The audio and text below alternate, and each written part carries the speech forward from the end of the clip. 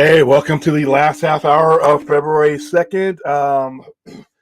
This is the Midnight Express, brought to you by the Sci-Fi Center and the Poindexter Lounge and the Poindexter Pantheon, and a little bit of house cleaning because it was brought to my attention that there's been a little bit of confusion because of the fact that over the course of the last year or so, Enosh, who founded this network, due to his job, due to church and everything else, has streamed less and less, and I've streamed more and more.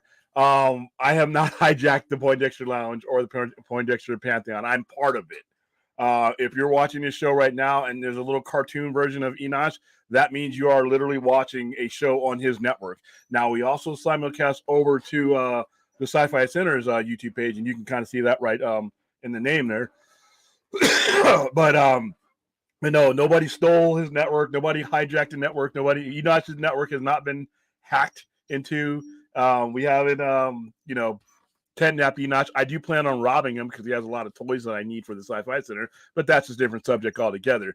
So no, yeah, that would be kind of ballsy though for me to hack into Enosh's network and then be a guest on his panel after I hacked his channel. So, but no, for all of you, some of you probably haven't watched for a while, or come back and forth every now and then. And then the last time you were on, you saw Enosh, and the next couple of times you see me on what is his network. But no, a couple about 7 or 8 months ago, we came together for an idea to have a network of shows.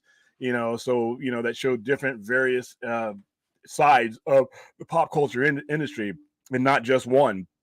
So he enlisted a few of us. Jimbo does his video game networks, and there's a couple of people who've come and gone, probably come back again to do their own different types of shows. But primarily, it's me, Black Ops Jimbo, and Enosh. And like I said, when I started with just the one show on Friday nights, 6:30. But then as more news came on, and as I felt comfortable with it, and as I got used to it, and everything, I started streaming more. And now with my work schedule, I kind of do it later on in the evening. I also stream from the show. But no, if you have not visited the Poindexter Lounge in quite a while and you see me, I am not. I am here legally. So no, we that was, like I said, it was brought to my attention, and I do have to remind myself to bring on the fact that this is the Poindexter Lounge network, and the network we are part of is called the Poindexter Pantheon. And when you click on Enosh's page, you can clearly see there's different people who contribute to the page. And then, like I said, you can also go over to my page. A lot of times I will broadcast the shows on the same time because I have local followers here as well. But eventually my shows are going to start being more informational and more 5, 10, 15-minute hits, and then live streams for like movie theaters and things like that. Eventually the content will be going in two different routes. So the live streams that I do, most of my live streams will still be on here, but like there's a lot of comic book movies coming out, and there's a lot of informational things I want to put out there, and a lot of reviews I want to put out there. That will be on the Sci-Fi Center's own proper page. But right now, this show is being simulcast on both networks. But no, Enosh is not. I don't have him in a cellar somewhere, and we haven't gained illegal access to his network. For those of you who have been here throughout this progression, you guys already know that, but it was brought to my attention that there are some people who have been away and come back and see me, and it was strange to them. So just wanted to make sure that we did that bit of house cleaning. So let's see. Hal Jordan, how you doing? Damien, good to see you. Good evening. Lanterns and Supergirl for me. Yup. This is now the William Lounge. Nah, it's still Poindexter Lounge. Like I said, he invited me to come do this, and I was brand new to StreamYard, brand new to YouTube. So, like I said, I've used that opportunity to grow, and and like I said, a lot of the content mirrors my channel, but you will see different things from my channel eventually that have to do more with the actual, reviewing of toys, reviewing of movies, reviewing of classic stuff. We're gonna have an As Seen on TV that will air on both. That will mirror the As Seen on TV section in my store. And that is because 90% of the people who are, not 90, I'd say about 70% of the people who are into these comic book movies have never picked up a comic. But that doesn't mean we can't convert them into the industry. There's room for them here. So I will be doing things that, okay, for instance, James Gunn just announced he's doing his Superman Woman of Tomorrow. I have that comic on my shelf. So I want to make that connection between the person who's just hearing about that for the very first time, never picked up a comic book, and the history that goes along with it. I think we can only grow the comic book industry right now, which is not doing the greatest. No paper medium in general is, with internet and everything else. But there is still value in collecting comics. There's still value in in the camaraderie that is built when you come into a store or when you get used to a group of people and you all start, reading them, and with all these movies out here, the ground is fertile for it. So you're going to be seeing me do a lot of stuff about that, but there will be some content that is exclusive to the Sci-Fi Center's website, YouTube page, because it's appropriate for there. So, but yeah, Enosh is this is still his network. This part of it is his network. Now, if you're watching and you see my logo, my YouTube logo, that means you're watching from the Sci-Fi Center. That's my channel. I'm just airing his show on my channel because it's just easy to click on both of them that way. All right, William is clearly trying to tell us he hacked Enosh's account. I'm game. Let's go. Like I said, that's real ballsy for me to hack the guy's account and then be a guest on the show that he's hosting. I'm really good if I'm able to do that. But no, my hacking days are over. You never heard me say that. Midnight Murder Mysteries. Yeah, there you go. Whatever you guys want to talk about for this next 45 hours, up to you. How you doing? I still love the way that it just says person turquoise waving. I know what it is, but it's just seeing it read out to me. It's hilarious. Glimmering Herbie. Why are we trying to get James Gunn fired? I'm not. And I'm not real big on the fire James Gunn hashtag, to be honest with you guys. Fire him for what? If you have a problem with James Gunn bringing in his own Superman, your problem isn't with James Gunn, it's with David Zaslav. Because if David Zaslav doesn't hire James Gunn, Pam Abdi and DeLuca are those guys were running the show, and they had plans for Cavill. It's the hiring and handing over the reins to James Gunn by David Zaslav. You're not going to fire him. He's not yet. But I can completely understand once you did that, if Superman is going to be the focal point of your universe, that's probably the one piece that you need to engineer to your liking in order to broadcast the rest of this whole program out. Even if you keep certain things the same, Superman is the cog. None of those other characters compared to the impact that he's going to have on this universe. And to be honest with you, seeing that it's not a reboot, it's not a reset, regardless to what you hear, it is a selective realignment. And even Flashpoint wasn't a complete reboot, but selective realignment, be open-minded at this point. Because that selective realignment can mean some things that we're not really thinking about right now because everybody's pissed off. At least some people are pissed off. We don't know what he's keeping. Now, if he says that there's some big thing that's going to connect all this together, I don't think they're going to do the Anti-Monitor again because that's been played out and we're not near a crisis point. And that crisis wouldn't make any sense since you're consolidating at the beginning. There's only one other big baddie to me that will bring the likes of the Justice League and the Galactic Force together to fight, and that's Darkseid. Now, he's already shown, and I'm not saying this is going to happen. This is just something I've been toying around in my head. He's already shown the propensity to keep things that nobody thought he was going to keep. If you're going to keep an Aquaman, if you're going to possibly keep a Wonder Woman, or in any of these other things that were pre-existing before your realignment, Darkseid is unique to the multiverse. No matter what universe you're telling, if you're telling it accurately, Darkseid is, you could see the Darkseid that we had. Who knows? I'm not saying that's going to happen, but what I'm saying is before you hashtag fire anybody, let's see how this goes first. It can only go up from here. The previous management, we were just sitting and waiting for a long time. How long did we wait before we saw Superman on screen again at all? So I'm not trying to get James Gunn fired. I know other YouTubers are, but I'm not. That's not productive. Evening, how supporting your channel here as well. Thank you. I like that DC New has a roadmap. Still not sold on Gunn Safran, but definitely interested. And that's fair. That is fair. Because we're just at the beginning. I'm sold on certain projects because, like I said, I love Tom King's writing, and I love Supergirl. His Supergirl. The Green Lantern was a must, and he's doing that. The Batman family, that's one of the things I'm not sold on yet, but once I see it, if it's good, it'll stick. And if I don't like that version of Batman, I always have the Batman.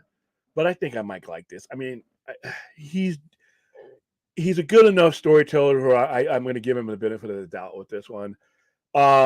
Swamp Thing, especially after getting ripped off, being canceled after the first episode, pretty much killing that show. Any watchability for the remaining episodes. This whole the monster thing, wait and see. The Waller thing, I love. Anytime you can get Viola Davis on screen is great. She's a multiple Academy Award winner who is a top tier performer. So, and I love her as Amanda Waller. So yeah, we got a lot to look forward to. Hal Jordan, I'm curious about Gods and Monsters, especially after watching the animated movie Justice League Gods and Monsters. Me too, Damien. I'm optimistic for the slate, but I just hope we live to see it come to fruition. I don't like getting hyped up and then project gets canceled. That is a very, very, very fair concern, and given the history, and this is why when I say he has 40% odds of success, I keep continuing to tell people it's not because he's a slut that can't do it. It's because some of these inherited circumstances are going to be hard to get people back. When you've pretty much left people hanging with no conclusion to things for 5 years out of a 9-year odyssey, it's really hard to even get the casual fan, not the hardcore guy, but the guy who went through all these movies just like we did. We're the hardcore people, that are on YouTube and all that, but the average fans still like these movies, continue to come to these movies, and then we're fed a diet of Weasel and Polka Dot Man and Shazam and Black Adam. No disrespect to those characters, but they aren't the A-listers. So you do that for a 5-year period, and now not only do you have to try to win those people back and get them to trust you again after you wasted a lot of their time on those aforementioned things, but you got 2 years before your thing even gets going. That's why it is going to be really, really critical for these next 4 movies to do something to get the audience ramped up and shot into these next things. These just can't be throwaway movies. So I'm hoping the reshoots and the things that they've added achieve that goal. Because you're right. This is a legitimate concern, and it's a pain to go through this. So 2 years before we get anything, after 5 years of getting basically nothing. So yeah. Understood. Hello, Mary. How are you doing? Also mentioning James Gunn. Yeah, if this is true, and I think it is, I just think it is because I'm seeing a lot of things that lead towards it. The guy who did Logan is now giving me Swamp Thing. Logan's one of the greatest comic book movies of all time. Probably should have won an Academy Award that year, but and he directed that. He's got a very varied list of things he's done. He's directed things that have won people awards, so that's a good move. All right. Yeah, and like I said, cautiously. You're cautious. I'm cautiously optimistic. It's understandable, given what the audience has been put through with this brand. Granted, it's new people, but the sting doesn't go away. All right, you can change the faces around, but it doesn't change the trepidation you might have in getting financially or emotionally invested. I mean, you should approach with caution. I'm optimistic as well. Yep, same here. How you doing, Aaron? Darth Scipio, are you hoarding my merch? You got too, buddy. What merch? Dude, I didn't promise you nothing. Like I said, if I got extra stuff, I may have some extra stuff from knocking at the door, but I got to get this whole postal thing taken care of. Otherwise, you're never going to get it. I think I know. We figured out today what's going on, and I think I can fix it tomorrow. So if I do have extra stuff for Knock at the Cabin, I'll get with you. But we're about to move into in about 2 months. We're going to be doing Shazam. I don't know how big we're going to be doing Shazam because I don't know how committed they are to these movies and advertising. We may not, who knows? But Shazam was one of my first big ones under the current guy that I'm working with right now, Fat and Blade Runner. So if there's still something to hook you up with, I'll do it. But there's a long line too because people love this stuff. Sean Franklin, how are you doing? If the new slate fails, it's back to square one. If the new slate fails, not only is it back to square one, it's back to not being relevant. It's back to not being relevant. So this is very, very important, not only for James Gunn and Peter Safran's legacy, but it's very important for Warner Brothers Discovery. It's very important that all things are considered is in regards to hold on for a second. You wipe my nose here. All things are considered in regards to this going forward. This pretty much has to succeed. And whereas I'm giving it 40% odds, it's up to them to flip those odds. That's just where they're starting now. That doesn't mean they can't succeed or those odds won't go up.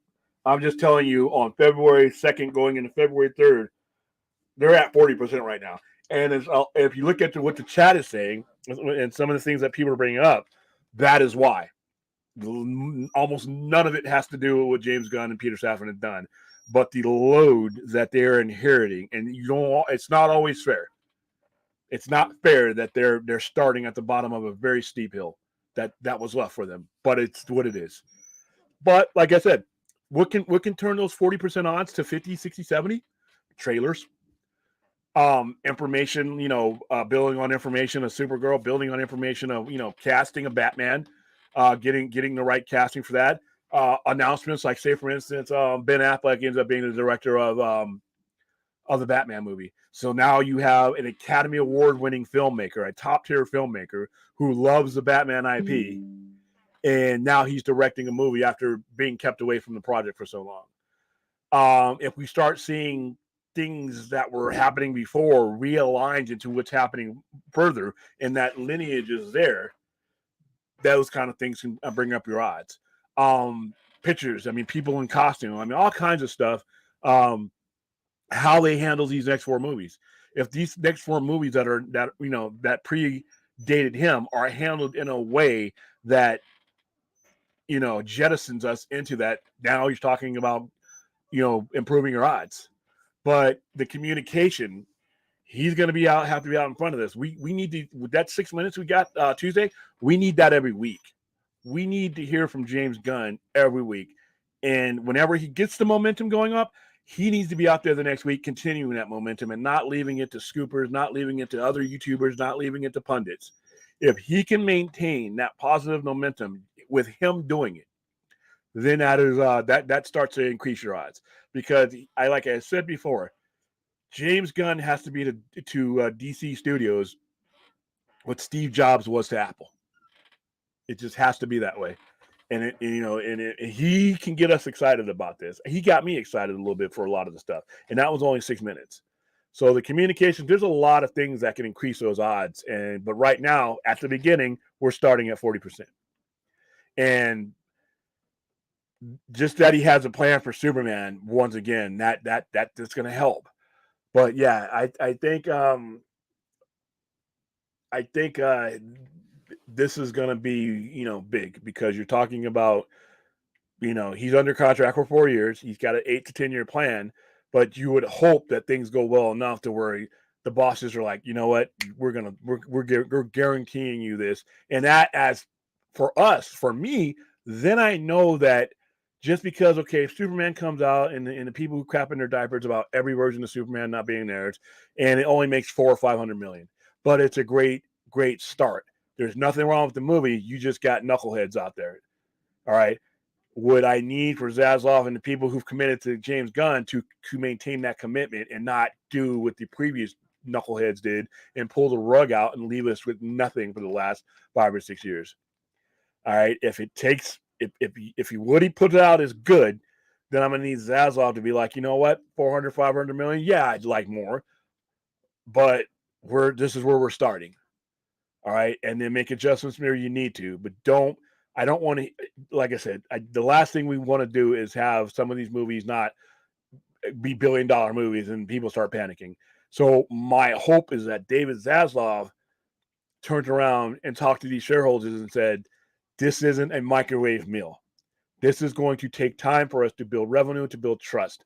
This is our timeline, and I hope that timeline is enough so that James Gunn and Peter Safran don't have to look over their shoulders like Zack Snyder and other people had to do that. That alone would be an improvement. So yeah, nobody wants to go back to square one, but this is really important. I agree 100%. Yeah, I think they need to move forward regardless how Chapter 1 turns out. Yeah, I do. Like I said, if I hope this plan is not just hyperbole, like this is where we planned out. Like I've always said, he's on a 4-year contract with a team option. I personally, for the cohesiveness and stability of things, would like to see his contract extended for the entire 6 to 7, 8 years. If you truly believe that this is a guy and you've named him DC Studio Heads, then believe in him all the way. All right. Don't just believe with him until, he shits money. Believe if you laid out this story and you said you're hired, your time to second guess him was before you hired him. That's what I always said about Zack Snyder. You don't do what those last clowns did with Zack Snyder. Your time to second guess Zack Snyder was when he laid out his vision and you coordinate with that.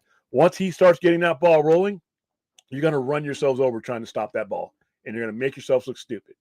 So if you were sold on what they told you they wanted to do for the next 8 to 10 years, then be sold on it. And I don't extend the contract, guarantee them stability, and they can guarantee the audience stability, because this is what I'm hearing a lot, not just online but everywhere else, is that one of the main reasons why reboots fail. And then, like I said, we've already discussed it's not a reboot, but these type of things would fail if it was a reboot or starting over or realignment. Any type of thing like this would fail, is because the fact we just watched, this company, screw people over with as far as quality and consistency. There's nothing out there saying that it's not going to be the same. But if the boss comes out and says, I got his back. I got his back. For those of you who really enjoyed that movie, and just because the masses didn't love it right away, we'll get around to them. But you guys who love this movie, you don't have to worry about a really good movie coming out and then, oh, you know what, it didn't make $1 billion because we had some stupid ass expectations. That's what I would want the corporate guys to do. If you don't buy in halfway, buy in all the way. I know that probably won't happen, but that would leave a lot of people's worried, because you got a lot of people who are like, ooh, I'm kind of cautiously optimistic. This sounds interesting, but so did Man of Steel, so did BVS, so did Justice League 1, 2, and 3. So it's understandable. So I hope that they know that those kind of people are out there. Just got to give them some solid ground to stand on. All right, if it fails, it hasn't even begun. Yeah, like I said, I don't think we should be talking failure yet. We haven't, like I said, I'm in a good mood about this. I'm excited for the most part. All right, do you like Red Tornado, Justice Society, League Dark? I'm a fan of some Justice League Dark, because I'm a fan of some of the characters that make up Justice League Dark. But yeah, I like them. I mean, Justice Society itself. I've been reading Justice Society since pre-Crisis, since I was like 8 or 9 years old. That's why I hated Crisis, because it pretty much shit on Justice Society. But guess what? They're back. So yeah, I'm into all these characters. I don't know if I want to see those characters. Like I said, I keep hearing people bring up Justice League Dark. I do not want to see a Justice League Dark before I see a Justice League. There's a time and place for Justice League Dark. It's not now. That's my opinion. Galactic superhuman battles with lots of gore and ambiguous morals. Hey, I'm in. Where do I sign up? All right, so hand waving. How you doing, Prime? All right, so whether they're going to use Affleck's script with Deathstroke and incorporating Damian, it's beautiful. I've been hearing that. I hope that is true. I haven't seen the 100% confirmation, and if you have, let me know so I can go, because I've been working all day. But it makes the most sense. Everything I've heard about Ben Affleck's script from a whole bunch of other people says it's great, and it's a damn shame it never got made. So, best of both worlds, man. Like, I'm not on board with every single thing that James Gunn put out, but I've always said, if you're going to take away from what I was comfortable with, give me something I can sink my teeth in. And there's enough here for me to really, get into. Especially, and I love the way he's using the storylines and referencing the storylines. I had people coming in today talking about that, and picking up those issues. I got some new people in the Swamp Thing.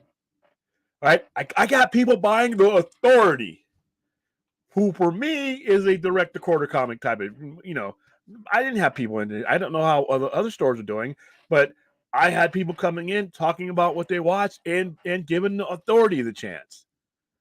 All right. I don't have any of the Creature Command stuff because that's really old, but I don't, I'll get that. But I got people coming in buying, and giving Wonder Woman, or not Wonder Woman, I'm sorry, Supergirl, Woman of Tomorrow a shot. And you know what happens then? Is you know what? If you like that Tom King story, when you come back, I got a whole bunch of Tom King stuff that I want you to read. So I love the fact that just off of this 6 minutes, we're tightening that bridge in between the visual and the video and the motion picture stuff to the source material. And I haven't seen a studio head really do that when it comes to comic book movies. So to me, I love that part of it. Maybe I'm biased because of the business I'm in, but I think it's good for it. It can't hurt. It cannot hurt this genre for people to get in, to the layman, the people who watch the movies but haven't collected comics. It can hurt nothing by having them in.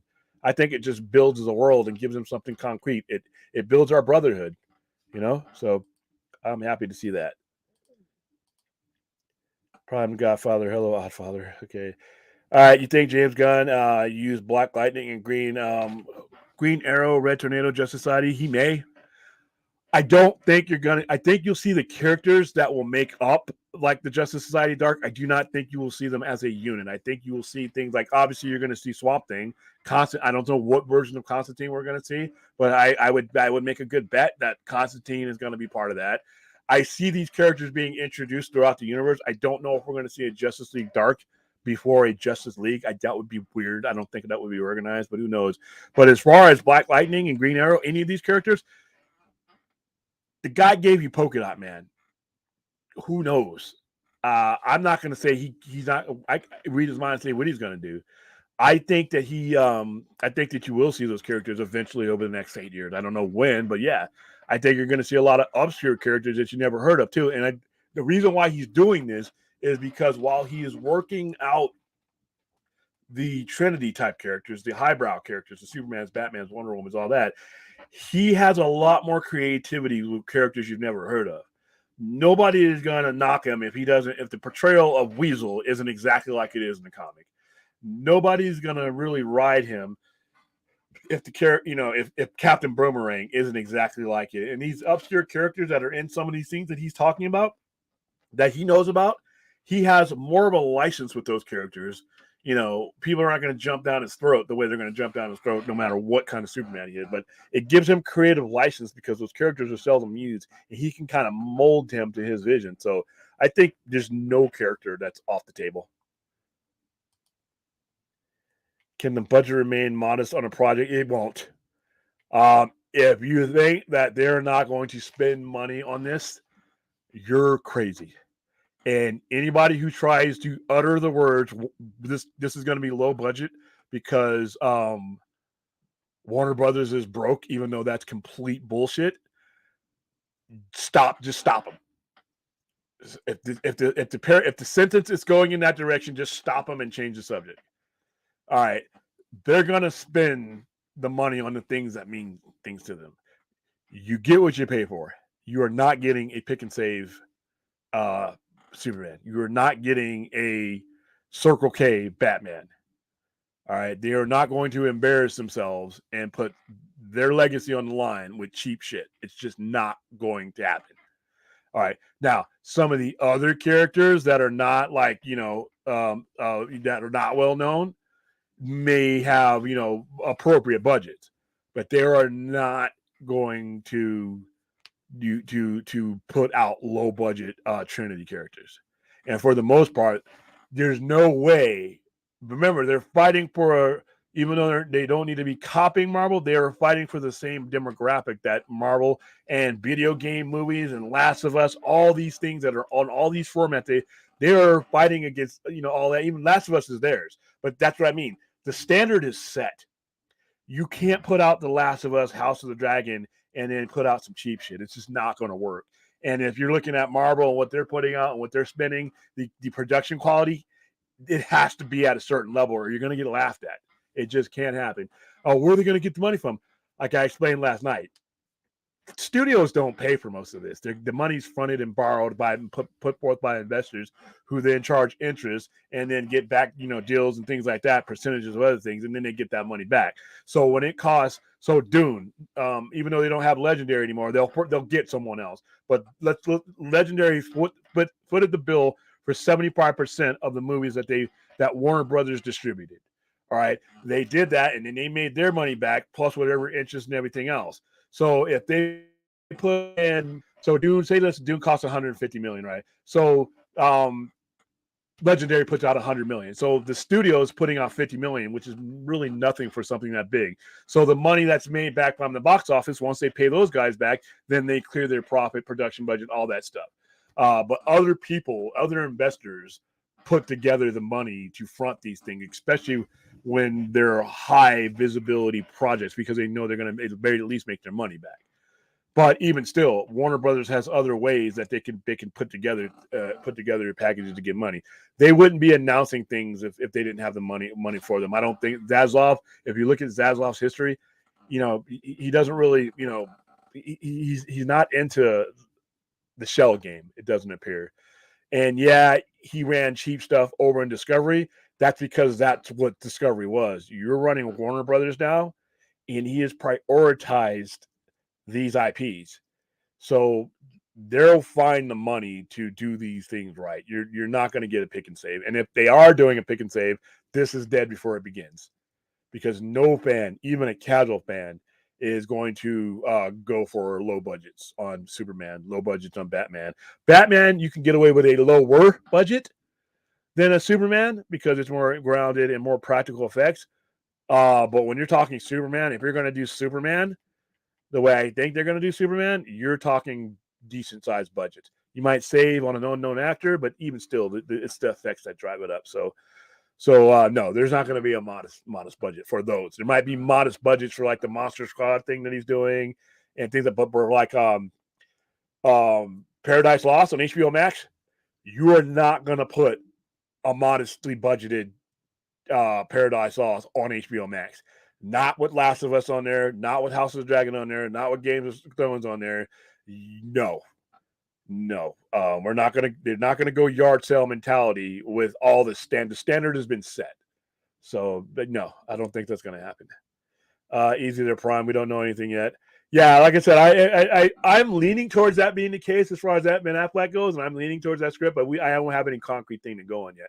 I'm excited that that's even a possibility, though. All right, please call me SK. Who's another big baddie that can take on the Trinity and that is on the dark side level without the introduction of the galactic concept? I just don't want a human as a new big bad. I don't think you're going to get the human. Like I said, it's very. Anti-Monitor is a limited use character. If you were going to use him, you would use him after.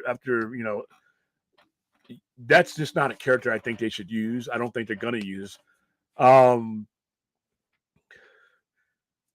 It's like I said, it all comes back to Darkseid for me. I mean, I guess you could make. I guess if you're James Gunn, you could take any character and put them, even if it's a human, you could put them in a situation to where they can affect and bring things like Professor Zoom could fuck up time, and then it takes everybody. Time Trapper, that's another one. Mordru the Mystic, but these are guys that are big baddies that take groups, but they're containable characters. Darkseid is dangerous on a galactic and multiversal level that I haven't seen in a long, especially how they've redone them with Rebirth and New 52. Remember, that's how they started the Justice League after that. They started it with him, and that's what the basis of what Zach was using. Darkseid and the New Gods in general are especially not just Darkseid with the anti-life equation, with the ability to enslave entire realities and populations. To me, it all comes back to him. I would, like I said, I have no insight. And this is just something I'm thinking about. I would not be surprised if it ends up still being him down the line after he tailors his own story around it. And then that's what ends up happening. But I can't think of another big baddie that would connect everything he's doing. Because you're not just talking about the formation of a Justice League. You're going to have to use galactic armies, the Lanterns, and everybody else that's out there, and other new gods. Remember, you have the new Genesis. I would still say it's Darkseid until he hints otherwise, at least. All right, it's correct. Get it correct, sir. It will be Affleck. Like I said, dude, as soon as I see confirmation, I'm gonna do a semi backflip. Might hurt myself. All right, let's assume Black Adam is on ice. Does that necessarily include the JSA? No. Would that be the case since it's all under the Rock's production company? Not necessarily, because those characters still belong to DC, even though it's a Rock's production company. He would just basically, he would have to. Those versions of the character may belong to him, but that deals could be made. That would take like 5 minutes.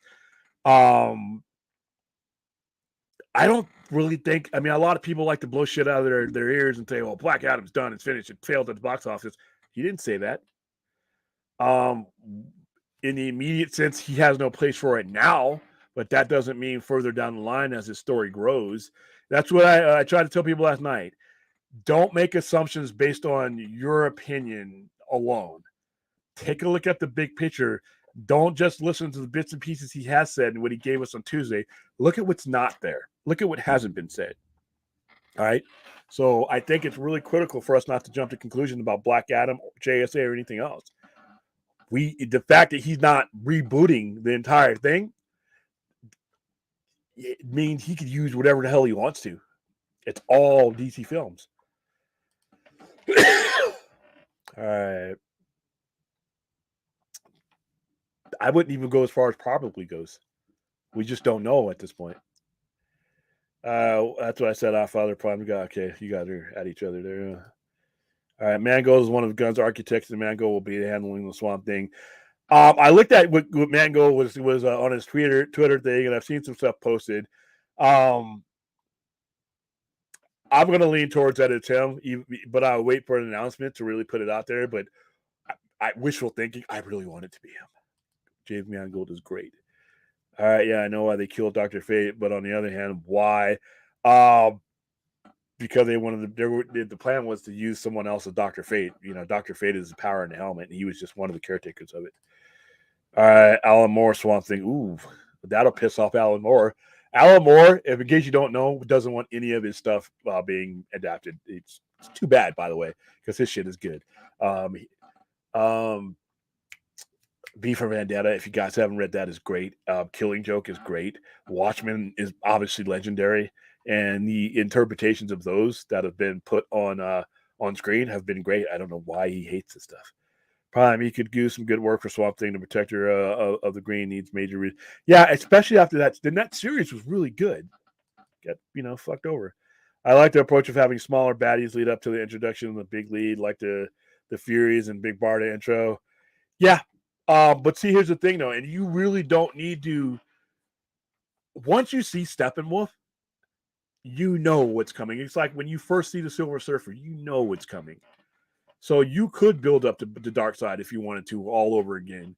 You see a Parademon, you know what's coming. So there's ways to do it. Big Barda, Calabac. I mean, there's ways that you could use it and to build these things up. So I can't wait to see how he does it.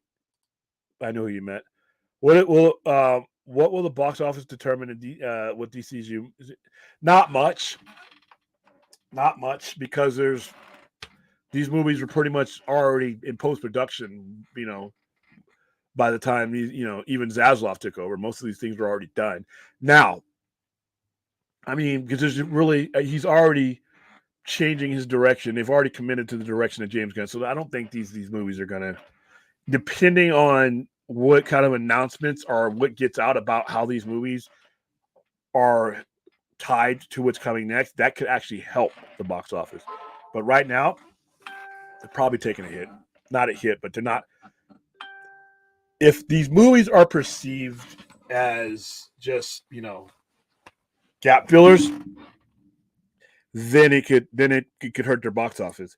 But if he continues to put out information that implies that he's keeping a lot of things and realigning others, then that makes these movies a lot more important than they were a week ago. So, yeah, I don't think the box office really is going to, like I said, it'd be different if this plan wasn't already in place, but this plan was in place before these movies were released. So, what these movies can do now is pretty much help the future case, help them make the case that we haven't wasted our time and that we're not going to waste our time with these movies. I don't know what the box offices are going to be because, like I said, Shazam is Shazam. But if there's something in Shazam that leads into this, and now we have a proper lineage, that might be the difference between somebody sitting at home 45 days later and watching it on HBO Max, and getting up out of their ass and going to see it. So it's going to be a tough sell either way. But I don't know. I don't have a good answer for you because of the nature of the beast right now. I was hoping for prequel content after what The Rock said. You may get that. Who knows? I feel like if the Flash is success, that would raise the likelihood of us continuing to see Sasha as Supergirl. I don't think so. And the reason being is because I don't think this Supergirl comes from the same place that Supergirl is. She is a Supergirl, but she's not. I don't know if she's the blonde, not just because she's not blonde, but I think this Supergirl is from a different lineage. I don't know. I know a lot of people have said stuff, but until I see the Flash, I don't know where where Sasha's Supergirl originates from. I know the Supergirl that's been out for 50 years has traditionally been blonde-haired, blue-eyed Kara Zor-El. However, I don't know. We know that Sasha's character is a Kryptonian, but what do we know about where she comes from? Is she a future Superman's daughter? I mean, is she? I mean, I don't know. I know a lot of people think they know, but like I said, I haven't seen the Flash yet, so I don't know if her being that Supergirl would lead into.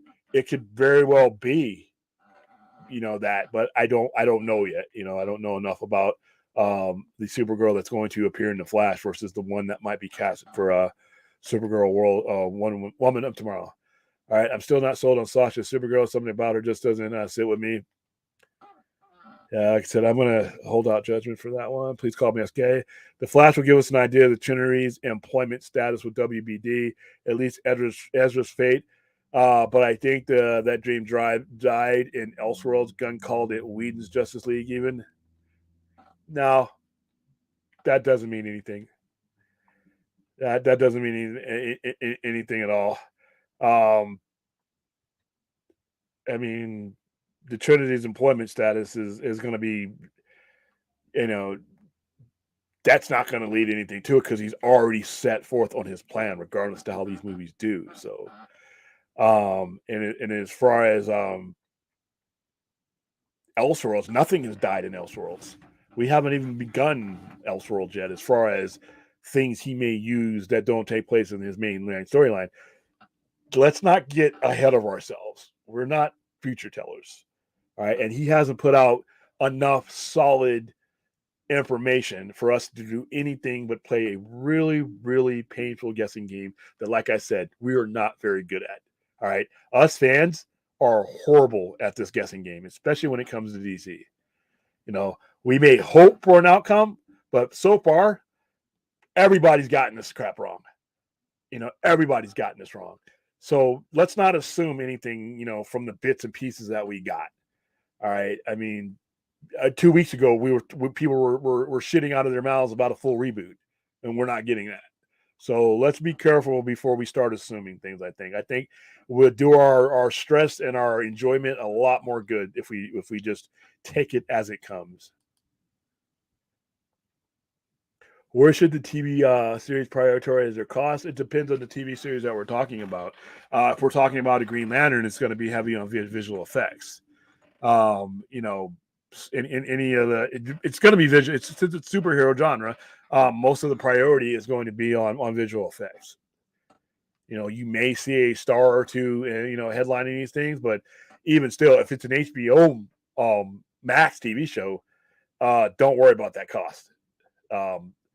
You're going to spend what you need to do to bring it up to the standard. You cannot put anything on HBO Max that is below the standard that you've set the last 15 or 20 years. It just can't happen. All right, you can't have the dragons flying over Westeros and then have some cheap shit Green Lantern or Superman title on the same night as that. That just cannot happen, and I don't think they're going to let that happen. So I wouldn't worry about the cost when it comes to TV series, because most of their series in general are going to be on HBO Max. I mean, CW is pretty much going away. Mary, for sure, I don't know about the character other than their typical physical appearance. Are we talking about something? All right, we're at 47 minutes.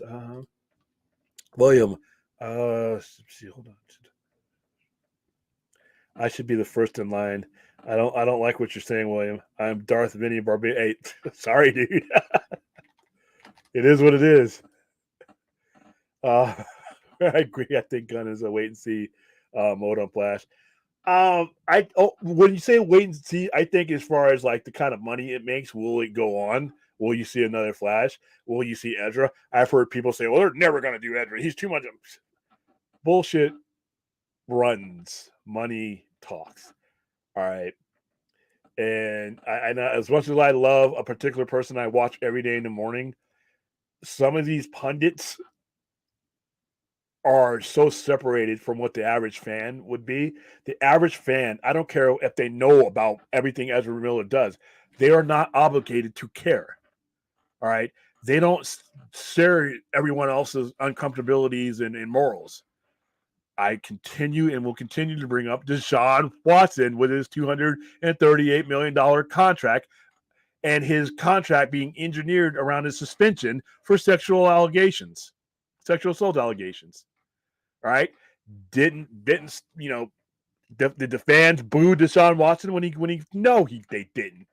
They came out in that snow and put those rubber dog masks on and cheered the hell out of him. And I even saw some jerseys out there. Now, whether that is right or wrong is that's not anybody else's business. The consumer decides that. So will we ever see Ezra again? Maybe, maybe not. I don't know. But I don't think it's going to be dictated upon with some of the stuff that people are saying. If it makes money and they perceive, not us, not the pundits, perceive that he's a part of that money making, there's a good chance you could see him again. So that's where that could go.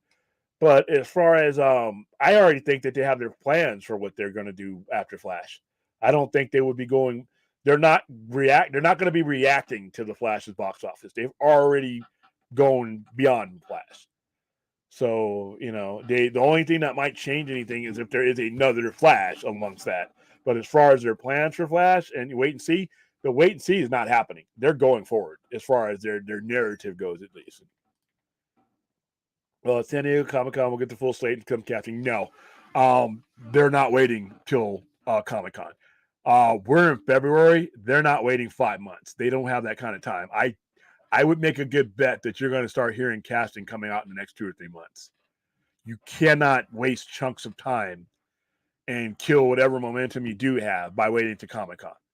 You need to get this out to everybody. Not everybody's going. Most people are not going to Comic-Con. All right. Most people are not going to be in Hall H.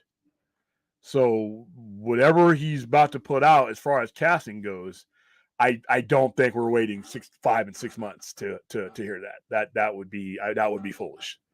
There may be stuff that gets released at Comic-Con, but the main casting and the directors and stuff like that, those guys I think are going to be named long before that. They may make appearances at Comic-Con. So the actor that is playing Superman will make an appearance at Comic-Con. I just can't believe that we're going to wait and kill that much time just sitting around and waiting. I think that that's part of getting people excited within the 2 year, within a 2 year time. But I don't. Could they wait for Comic-Con? Yeah, but when Marvel's doing that, Marvel's already a running machine that's been running for 14 years with 30 movies under his belt. They already have their momentum. All right. So when you're coming from the 8 ball like DC is, as soon as you have those castings need to be made.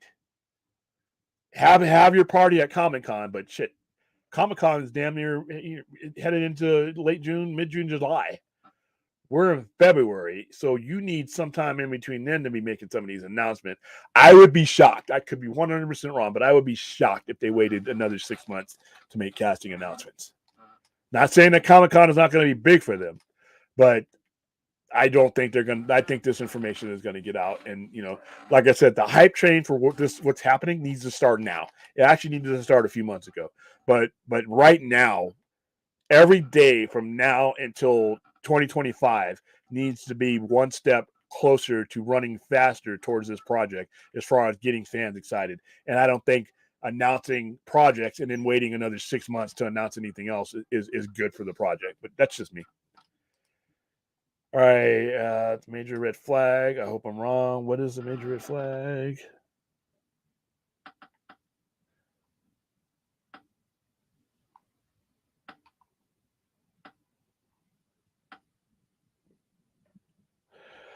Oh, yeah. Well, you also got to realize this is done under a different regime. So he's trying to shape what he has inherited into what he's going to be using. So I don't know if that's a red flag or not. I just think that's the consequences of a merger and a new management change. All right. Let's see. No.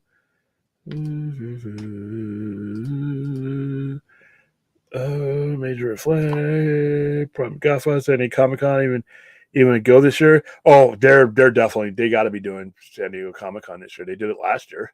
Unless we knock on wood, unless we have another outbreak or something, we should be, everybody should be a go. I don't know if I'm attending because, like I said, I can sit at home and get all that stuff. But like I said, Comic-Con will be big for DC Films or DC Studios. I just think that a lot of the information about who's going to be who's going to be directing will already be out by then. You'll get to see them, and but a lot of, remember, we still have movies to market throughout that the second half of that year too. So you might even see, depending on what these movies give us as far as info goes, you might see a different Comic-Con than that too. But it's 6 months away though. If James stops allowing hit pieces to be written about fans like the previous Knuckleheads, that will help. I don't know if he can stop that. All James Gunn can do is put out his information and speak directly to us. If he does that, he circumvents all that bullshit. All right, it's only February, and with everything getting back to normal slowly, Comic-Con will happen, and I believe we'll get the full slate and some casting. You might get some of that stuff, Prime. I could be 100%. I just can't believe that in between now and then you're not going to get the major roles announced. But you could be right.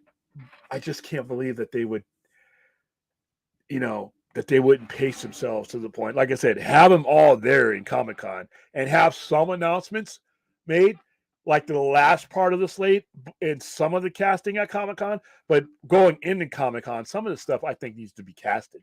It needs to be really, by the time Comic-Con happens, there needs to be shit that's in pre-production. Because right now, if you're talking about June of 2025, so you got about a little bit over 2 years. So you're going to finish up your script writing and stuff like that. You should be starting pre-production here in the next 4 to 5 months. So before Comic-Con even happens, you're either at pre-production or you're about to roll into it. So you're going to know who these people are by then, I would think. All right, Black Afro. All right, the Godfather talks too much. Come on now. I like chocolate chip pancakes. They make me thirsty. However, SCD23 is imminent. There's so much material outside of DC this year. Yeah.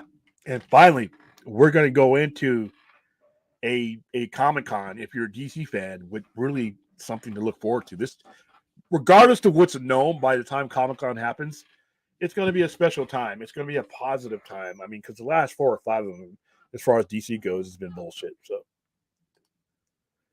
all right, Black Lightning, John Constantine, Doctor Doom.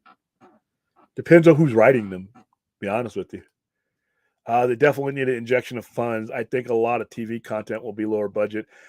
All right, so we're okay. Where are we talking like network TV? I don't know what's going on network TV, but if we're talking TV as in streaming, like an HBO or HBO Max, no, they're not gonna. They're not gonna. You can't. It would be like you having a gourmet restaurant and all you sell is Ruth Chris steak and the best of salads made by the best Italian chefs, and they're all there, and then you have some dude making a bologna sandwich on the same row. You're going to look around at all this other good shit and you're going to be like, why is the dude with the mayonnaise and bologna sandwich there? And that's what's going to happen if they go low budget on HBO Max. I don't know if they're doing anything on network TV. Does anybody? I don't think they're doing anything on like CW level stuff. Because that's the problem with CW is you can't ever justify the budget because CW is a losing proposition. But if they're doing it on HBO Max, I really don't think that they're going to go low budget. And by the way, when it comes to Warner Brothers not having money, they're so broke. They're spending $5 million or whatever, $4 million on a Super Bowl ad. So that should tell you what they're thinking about the Flash. James Gunn said the Flash was the greatest thing he ever saw superhero wise. That given who he is, that's a lot, man. That's big. What's the name of the Sci-Fi Center? Just like the name of the show, the Sci-Fi Center. Just Google the Sci-Fi Center, and all our information is there. William, any uptick in sales after? Yeah. And I'm sorry, I'm behind on the chat, but yeah, as I explained before, I have people interested in, Swamp Thing, interested in Supergirl, the Paradise Lost series. I'm out of, but I can get that back in. But I have people coming in referencing it, so he is making a difference in that regard. I will know. I know books are selling off the shelf because Gunn put the books underutilized. I'm happy. Yeah, me too. I'm biased, obviously, but all right. Elseworld as a concept seems much more manageable than multiverse. Yeah, it does, and it because Elseworld is a simple, contained thing. Multiverse is going parallel to what the main universe is. Elseworld is one shot, what if type deals, and it's cool. Constantine might be an Elseworld cousin Reeves. True. Please call me SK. Okay, I love that idea. Yeah, Elseworld, like I said, Elseworld is great. Clint Huntley, I'm not very interested in Waller. Never really liked the character. Yeah, she's not a likable character at all. I love her though, because all they hate the R words: reboot, remake, revamp, and rearrange. We shall say we are getting 52 again. It represents DC over the years with the and that is a legitimate concern. That is a legitimate concern. I can't even tell you how to feel about that because you know how I feel about that. But I think if the other R word, which is realignment, is the better of those options because it keeps enough of the continuity to where everything that you've seen hasn't been a waste of time, but it lines it up with what his creative narrative is. So out of all the R words, the one that you kind of left out was realignment, and that's important because it's a different thing altogether. So the fact that he's going that route gives me a little bit more hope. WB knows content will drive subs. The ad-supported app can also be more profitable for WB due to advertisers purchasing placement. Plus, lower pricings will be a lower barrier entry for new subs. Yeah, I think HBO Max, even though they said the theater is a priority, HBO Max could potentially pull them $1 billion a month, man. You gotta prioritize the Max.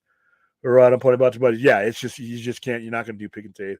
Discovery Plus subs combining with HBO Max is also a big win for increasing value. Also markets because HBO Max wasn't global. Discovery somehow is, which is automatically going to put DC content global. Value consumer when promoting app exclusive content. Yeah, exactly. Like I said, they're going to get this thing to $1 billion a month, and I don't know any movie slate that can do that for you. That's just too much money, man. Netflix is their own investors. They do not have to go to any other companies. Yeah, but Netflix does go through other companies to get financing. They have their own investors, but every studio, and Netflix is a studio, has groups of investors because when you pitch something like buying the rights for Glass Onion and thing, and the shareholders can say, no, we don't want to do that. We'll put up amount this month. They have to go somewhere for that money. Because remember, Netflix was running on 10 to 12 billion in debt. So their shareholders are going to approve some things, but there's a lot of stuff Netflix produces All right, Netflix produces way more stuff than Warner Brothers does. They spend way more money in smaller scales and unknown projects than Warner Brothers does. But we're talking big, giant stuff. They spent that kind of money on Knives Out, but like I said, not all that money came from Netflix investing in subscribers. Some investors are not going to be on board with that. But most studios that are distributing, remember, Netflix is not a distributor. Warner Brothers is the distributor. All right. Even if you have other production groups that make the context, Netflix is the distributor, just like Sony and Columbia. So it's not Netflix, but Warner Brothers is the distributor. So it's a different situation. And Warner Brothers primarily makes their content be before HBO Max for the big screen. Netflix does not. So yeah, it's a different animal altogether. The group of investors that greenlight stuff for Netflix is different than the group of financiers that because you're talking about a lot of money. So if your Warner Brothers movie makes $1 billion just on that one movie, there's nothing on Netflix that's gonna draw that way, because that's not their business model. So different types of investors. Batman is not a high budget character. I repeat, Batman and Spider-Man are two of the most popular heroes in Latin America. But here in America, the lowest you could get away with a Batman is like a 90 to 100 million. But even still, depending on if you put Clayface in there, that budget goes up. If you put Mr. Freeze and he's some kind of dynamic character, that budget goes up. All right. A Batman solo movie with a grounded serial killer type guy who just uses duct tape as his main weapon, that's a cheap movie. Batman fighting Clayface, Batman fighting Killer Croc, Batman fighting King Shark, Batman fighting Mr. Freeze, that budget starts to go up. And in Superman, it starts high. All right, Netflix is going to have their own problems once they pay for account sharing. Yeah, I think they're going to take a hit. They're phasing that in, by the way. But once again, Netflix it will be okay. You just can't make the comparison between Netflix versus how Warner Brothers is doing things, because the money distribution is a lot different. Imperial X is another big villain. Brainiac, I don't know if Imperial X could bring. But once again, you could be right, depending on how they are written. We could have characters that we can't even imagine bringing the world together. But if somebody writes them in a way that does, then, there you go. Hey, how you doing, Turner? So to get down here, we are starting to approach. We are over the hour, so all right. So let me get down to some of the stuff. Yeah, his version of Swamp Thing is going to be in the DCU. Until he tells me otherwise, that's what I'm thinking, because he said it's going to connect in a way, not necessarily directly, but in a way. Let's see. So I got them all. I have every streaming app. I know it's sad, but I write them off because of what I do. It's a business write off. I have to watch these shows, especially now that I'm on this platform. All right, let's see. Let's go down here. Is there not going to be another Suicide movie? I thought since Gunn made the latest Suicide Squad movies, he will be including it. Yeah, Suicide Squad. I don't believe Suicide Squad is going away, even with this new alignment. There's really, there's not really a reason for him, because that's not the cog of DC. Superman is. He could realign the universe and continue to tell that story, because that's his story. Even if he didn't keep Suicide Squad, if he was just taking over, he would probably create the Suicide Squad in his vision anyway. So Guillermo del Toro would have been a perfect choice for Swamp Thing film. He still may be. We don't know. I mean, Mangold has been bantied about, but we haven't seen a concrete decision yet. All right, let's see. Wow. Yeah, like I said, it's he mentioned Elseworlds, but I think Swamp Thing is going to be actually in the DCU main universe. All right, fun. William only needs 3 more subs to hit 150. Woohoo! Yeah, everybody subbed to my little site. I'm fledgling. A lot of it is because I started that one later, and I was primarily streaming on here. So I haven't really paid a lot of singular attention. I'm going to, and as a matter of fact, these next couple of weeks, you guys are going to start seeing exclusive content on there.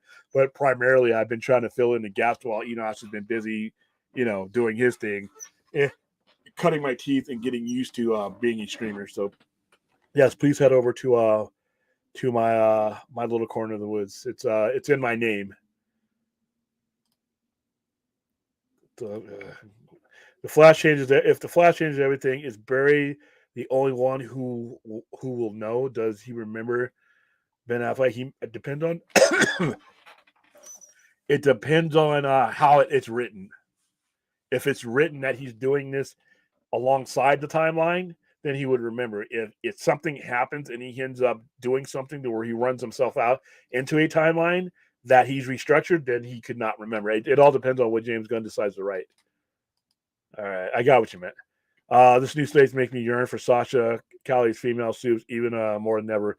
I don't know what they're going to do with that. I don't know what the lineage is of her Sasha Callie's Superwoman is. I don't know how it would connect to this new Supergirl. I have no answers for you there. Bell, you mean you want to see Sasha Superwoman type of character? Yep. The Paradise Lost show seems like it'll be big budget since there was a Game of Thrones comparison. Yeah, and like I said, James Gunn, if you're watching this, and I know you're not, don't hold back. Give me everything that Game of Thrones gives me in that story. That is what I've been wishing for even before it was even announced.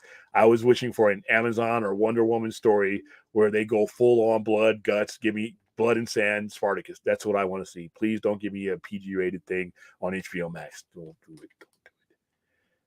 No, Superwoman is a villain on Earth 3. I mean, I want to see her because she'll have a big part in the Snyderverse. Once again, guys, this is a good point. We don't know what exactly he's going forth with. For all we know, he could be going forth with a lot of Snyder's creations. He could be consolidating, restructuring Snyder's story into his story because using Darkseid as the main guy that brings the world and the superheroes together is logical no matter who is doing it. So who knows if he's keeping certain characters that Snyder created? We don't know. We are assuming because we all think we know everything what he's going to keep, but we just don't know. And right now, not knowing is a really good feeling. It gives me a sense of awe and excitement of what's next. You know what I mean? All right. Okay. My bad. Rhea, no need to apologize. Yeah. CG Cools. How well do you think the Flash will do? I think the Flash is actually going to be a sleeper hit. I'm going to guess that the Flash is going to be about 750 to 8. That's my guess. Box office predictions: can the Flash match at least 5? Oh yeah. I think the Flash can go past 500 mil. I don't know what its budget is. What's the final budget? If it, depending on what its budget is. If it's a $200 million, breaking 5 would start it to make it, to put it in that shareholder happiness area. Depending on how much they spent on the Flash, it depends on how much that goes. But like if it goes 750 to 8, I think that's a massive success. I don't know if it'll make $1 billion or not. Every movie that I've said wouldn't make $1 billion made it $1 billion. I didn't think Captain Marvel was going to make $1 billion because I thought the movie wasn't that good. Yet it made $1 billion. I didn't. Is Thor an $800 million movie? I thought all the Thor movies sucked, but they all got in the $700 to $800 million area. I didn't think Black Panther Wakanda Forever was the best movie. It had some strong performances. It's in the $850 million area. I thought Doctor Strange Multiverse of Madness was a discombobulated mess. Yeah, it made over $900-something million. So it's really hard to tell what these kind of movies make. You also have to realize what kind of momentum. And February 12th, we have a trailer for The Flash coming out. So we might get a feel for the situation then. I wouldn't expect any of these new DC projects to be fittingly dark. DC WB wants Marvel fan base likely. Okay, then they wouldn't have hired James Gunn. Yeah, he's worked with Marvel, but James Gunn, when James Gunn is making his own rules, is not a happy, cheery type person. James Gunn he can do all things, but I don't think that they hired James Gunn to appeal to that part of the fan base. I don't think James Gunn would have agreed to take the job if he was going to be limited in that way. So I don't know about that one, but you cool because sports fans will want to win no matter what. Yeah. And like I said, the general audience doesn't. When I go to a movie, my relationship with that actor or actress is the 2 hours that I'm sitting in front of them. unless you have been convicted of a serious felony. I mean, serious felony and not something that's pled down to a misdemeanor or something like that. I'm talking, most people, the hardcore, most people are not going to care. All right. It's just like I said, Kobe in 2014 and anybody else. There's a lot of, if we start not seeing movies based on what actors and actresses do, then there's going to be a lot of great people that we're just not going to see. Now, Kevin Spacey, that's different. Those allegations were far beyond the pale. But everybody knew about Kevin Spacey and cared about what Kevin Spacey was doing. Most people are not reading trades. Most people are not on the internet with us or on Twitter with us. So, it's just not, I don't think a lot of people are going to, and like I said, I know John Campea said, well, even if people don't know about it, there are people who are going to make them know about it. Making somebody know about something and making somebody care about something are two different things. So, all right, fourth, Bell Rev, anything close to 500,000 success from here, Alpha? 500,000? You mean $500 million? Oh, that's good. 500,000 might be like it. Live what on here. Comic-Con is pointless these days. It really is because, like I said, I got YouTube. I don't like the exclusivity of Comic-Con because only 100,000 people total can go. I am of, if you have the ability to put it out to the world immediately, do that because it's the world that is going to pop over that money for you. I mean, yeah, even if everybody at Comic-Con goes to your movie, how many people could get there? How many people they could jam into that place? The world has billions of people, especially if you get a China air date. People in China aren't coming to Comic-Con. Most of them aren't. Bill, for sure, I don't think $1 billion benchmark for every movie is. Yeah, I don't like that either because I think it puts undue pressure on people's creative structure. All right. Profitability of the venture. At this point, brand increase with each of the emails. Yeah, I agree 100%. All right, guys. Oh, wow, dude. Okay. Jeez.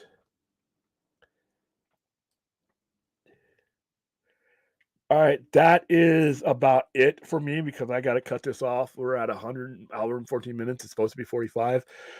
Sorry for the guys who I did not get to everybody, but like I said, at some point I got to cut it off. If you want to add on any questions, if you leave them in the comment section, I generally have been good lately about getting back to you as far as that goes.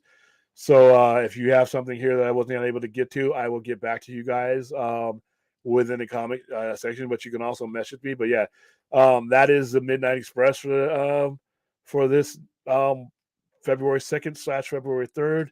So I am going to go ahead and get this comment off the screen. But yeah, this weekend I don't know if I'm going to do a show tonight. I don't know if we're going to do a 6:30 night. I don't know what Enosh is doing streaming wise, and I don't know what I'm going to be doing on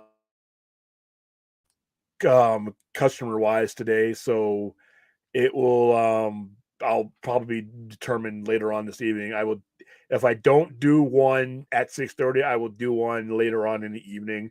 But we also have our regularly scheduled Friday night overnighter, and I try never to skip that. So we would definitely be working on having some special guests if their schedules can line up. But we'll talk about all this. We'll talk about who knows, we may have some more announcements by then. But that is the one I'm going to be doing at the store, so we can actually bring up and pull out some of the stuff that I have on the shelf, comic wise, to even go into depth in. That's about it, guys. It's been an hour and 15 minutes. Smash the like button for the Poindexter Lounge, for the Poindexter Pantheon. For those of you who came in late, no, I have not hacked into the Poindexter Lounge. I am part of the Poindexter Pantheon. So when you see me instead of Enosh, it's because I have access. You can also go to youtube.com//the Sci-Fi Center and sub there. And like I said, as we go forward, there's going to be different types of content that will not necessarily be on Poindexter Lounge that is more exclusive and more appropriate for the Sci-Fi Center proper. So thank you guys for coming out, and I will see you later on this evening at some point.